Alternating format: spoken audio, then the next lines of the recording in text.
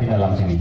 Di dalam pompa sini kemudian disedot menggunakan mesin tadi, dialirkan ke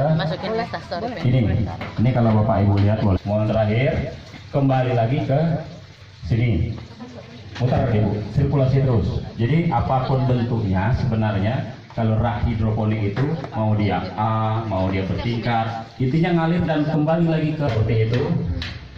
Nah itu cuma pilihan saja, silakan nanti mau dipilih seperti apa atau membuat sendiri seperti apa bisa.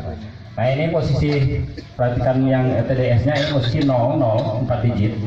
Nanti kita celupkan. Nah 1635. Kalau kailan ini untuk kailan masih aman karena ranknya kailan itu 1400 ya 1000 sampai 1400. Pun ini harus mau tidak mau ini harus punya alat. Nah, ya, nah itu.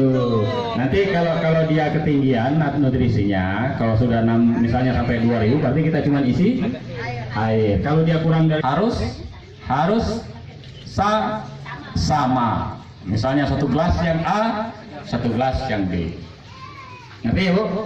Oke, ini namanya yang kemarin berapa tahun, kalau dia agak lama mungkin tinggal 2 meter masih aman karena raknya 1 meter dari